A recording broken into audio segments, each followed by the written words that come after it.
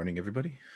Hope everyone is doing well. Welcome back to another TLG Live, Thursday morning, 10 a.m. Pacific.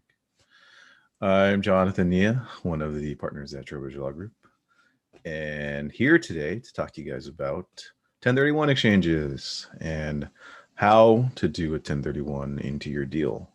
I guess there's been a lot of concern recently that the IRS is going to be getting rid of Rule 1031, eliminating 1031 exchanges in the future at some point.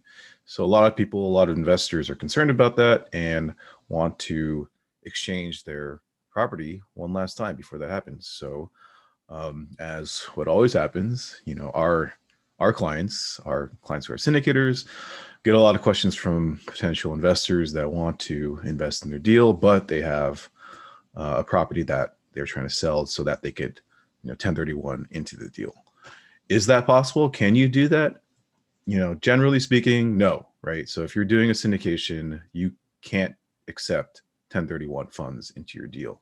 And the reason is, well, you're doing a syndication, you're probably using an LLC as a structure, right? So you have an LLC that is going to be owning the property that you're buying as a syndication, and your investors are buying membership interests in that LLC.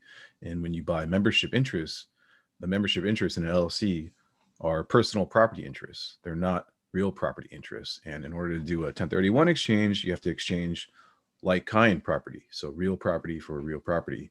And your investors are not buying real property interests when they invest in a syndication. They're buying personal property interests.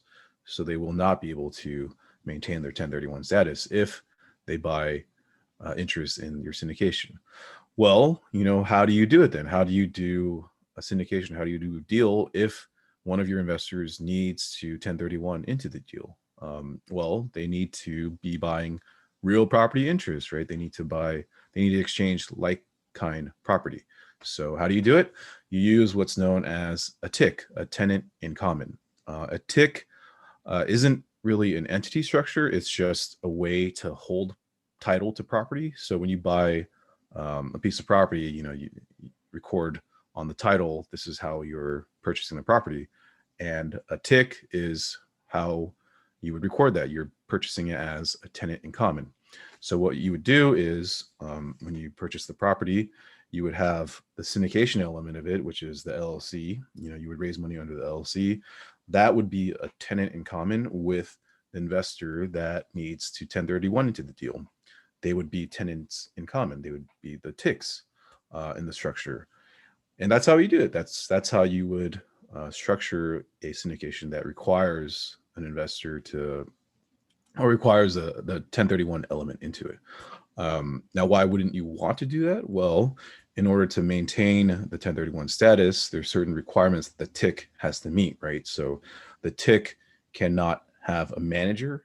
So each tenant in common in the TIC has a say in everything, has a say in the day-to-day operations of the property, has a say in overall governance of the property, because you can't have a manager. Because if you have a manager, then it's not a TIC anymore. The IRS sees that more as, you're trying to make it like a fake partnership, right? So every TIC, every tenant in the TIC has authority over the property, which can be a big deal, right? So, if the one investor that needs the 1031 in a deal is only putting up, maybe 10, 15, 20% of the actual capital, they are essentially 50-50 partners in the deal. They have 50-50 say in the deal with your syndication LLC, even though they're not putting up 50% of the capital. And that's a huge problem, right? If you have multiple people, multiple TICs in the deal, then there's multiple people that have a say in every single decision. And maybe that's something that you don't want to give up to that one single investor who's only putting, a little bit into the deal. So that's something to consider if you're thinking about accepting an investor that needs a 1031 to the deal. Do you really want to give them this much control over the deal? So if it is an investor that is putting up a large percentage of the capital and the deal,